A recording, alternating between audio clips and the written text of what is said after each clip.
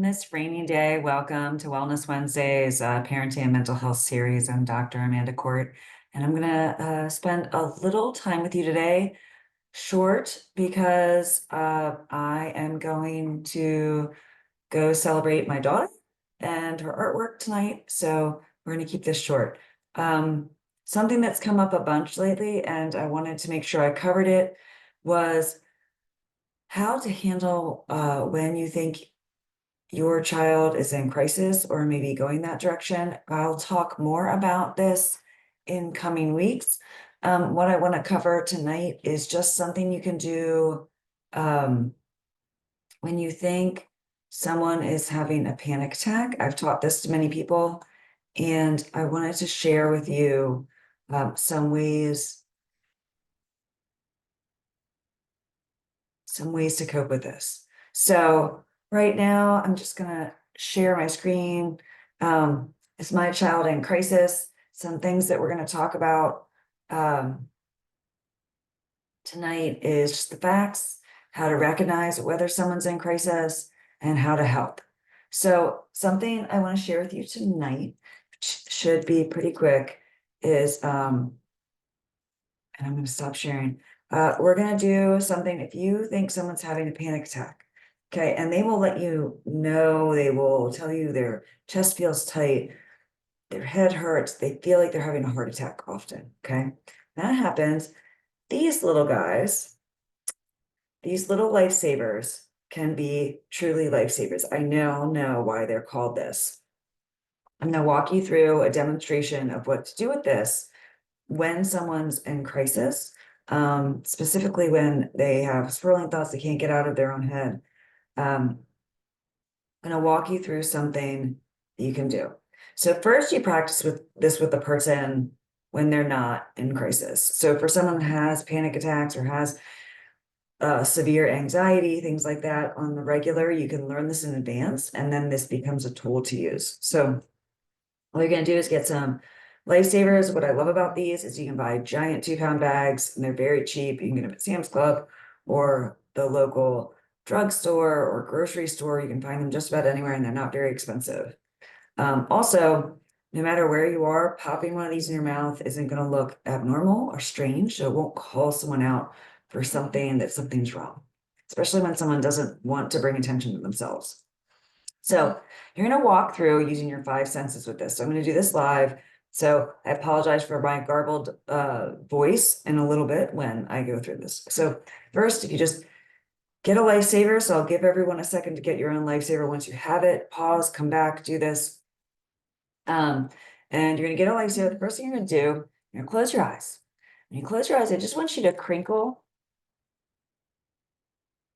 the wrapper, and I want you to notice how it sounds. And I want you to take your fingers and just gently touch the wrapper. Notice where you just made folds in the wrapper. Notice the serrated edges on either side where we're about to tear into it. Notice how the wrapper is smooth. And I want you to smell the lifesaver, then tear into the lifesaver, opening the wrapper, and then smell again.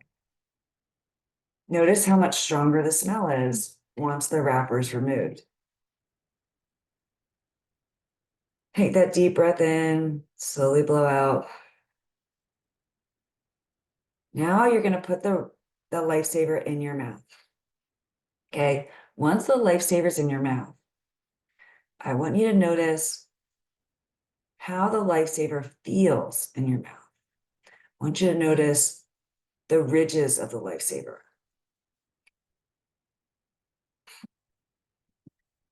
Notice the ridges of the lifesaver on the edges, how they're kind of sharpish. Notice, run your tongue across the letters of the lifesaver. Notice the hole in the middle of the lifesaver. Notice all the different feelings that you can with your tongue about the lifesaver. Then I want you to roll the lifesaver around in your mouth and notice how the lifesaver sounds inside your mouth.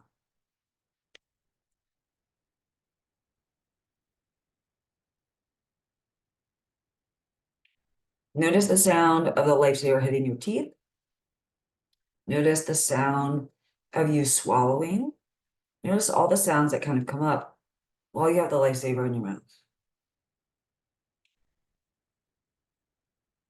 Next, I want you to focus on taste. I want you to bring the lifesaver to the front of your mouth and notice how the lifesaver tastes. And then bring it to the side of your tongue, and if you can, towards the back of your mouth.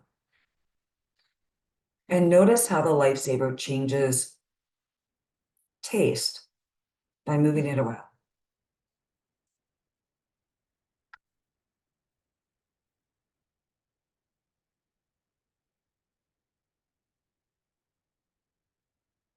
Now cycle back to touch. Have the ridges of your lifesaver disappeared? Are the letters still there? Or are they gone? Does the lifesaver feel smoother or more rough than when you first put it in your mouth? You continue with this exercise. I'm going to take this out for a second so that I can speak more clearly. You cycle through that with somebody, and what you do is you keep cycling through the different senses. Obviously, you're not using sight because it's in your mouth, but you use that lifesaver, and lifesavers have a way, because it's a very strong taste. You don't have a lifesaver. Altoids, because they have a really strong flavor, can also work. M&Ms can also work because the way they feel in your mouth changes over time. So there are a few different things you could use. And they're all things that are, no one's going to go, oh my gosh, they just put a lifesaver in there. You do that, and what it's doing is it's getting your brain to get out of the past or out of the future, and it's bringing you back to the now. Because when you're focusing on your emotions, or excuse me, your senses, as opposed to your emotions of the past or the future, your brain is focused on the moment, and it recognizes that you're okay, you're safe. Okay. So allow that and cycle that. So you can see how you might want to practice this a couple times in a safe environment when everything's okay. And do that a couple times. And then your child can take these lifesavers. And if there's somebody that has panic attacks regularly, you can tell their teacher, tell their counselor to have these lifesavers on hand. The child will know to put the lifesaver in their mouth and walk through their 5 senses. And they probably want to walk through their different senses at least 3 times. And what that, again, it brings you back to the moment. So there's one other little trick that I want to teach you tonight that can also help someone that's in crisis, that feels like they're having a panic attack, feels like they can't breathe, feels like they're having a heart attack, right? Their body's tense, they can't get out of their own head. Talk to them softly and slowly, and you ask them first to name 4 things that they can see. And don't let them be a book, shelf, wall.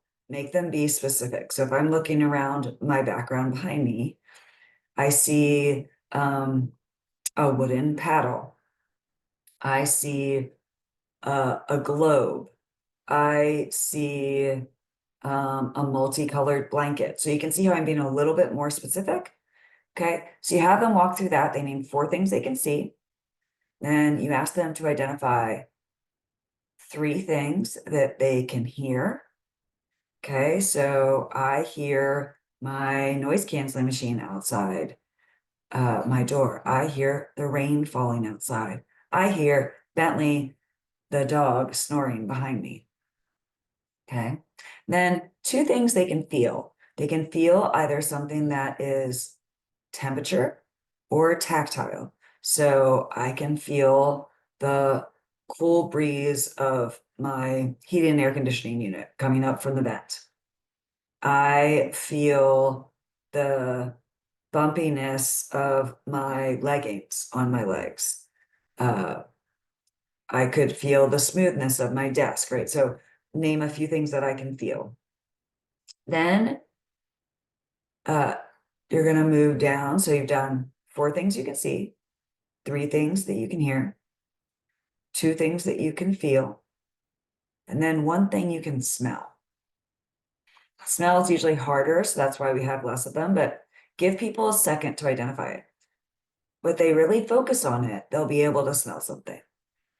And it might just be, I smell rain, right? Rain has a kind of an odor to it, or I can smell my bulldog. Whatever it comes up with, right? And you might have them cycle through it again. And if you're there with them, let them try and answer first. And if they're really struggling, like, oh, I don't know. You can say, well, I smell this. Do you smell it? And you can cycle through it again.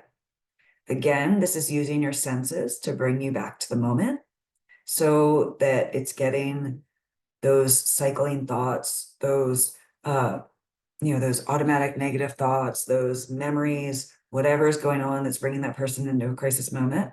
And it's bringing them back to the moment, and it's allowing them to know they're safe. When they do kind of come out of it a little bit, they say they feel a little bit better. Stay with them. Let them know that they're safe. Ask them if they'd like some water. Ask them if they would like to move somewhere more quiet, what have you. And stay with them until you feel like they're ready to go. Sometimes maybe you stay with them and you call in somebody else to help. And if they don't get out of crisis mode and it things to escalate, you can always use 988, which is the warm line, and it gives you someone to talk to. And if it escalates into an emergency, sometimes that really is the need to call 911. And we'll talk a little bit more about that next week, where we'll cover issues related to dealing with suicidal ideations and some more severe crisis states. So stay tuned.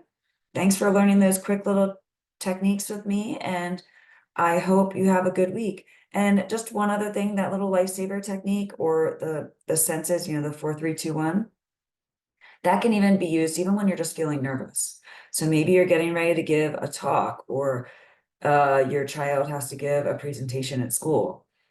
You can teach them that, and they can use it right before they go to present, right before they have to do the thing that they're nervous about. Maybe it's a talent show, and that can help them with that too. It gets them out of that nervous moment, brings them back into the moment. They realize they're fine, and then you can encourage them to go forward. So I hope these are helpful. I will see you next week, and be well.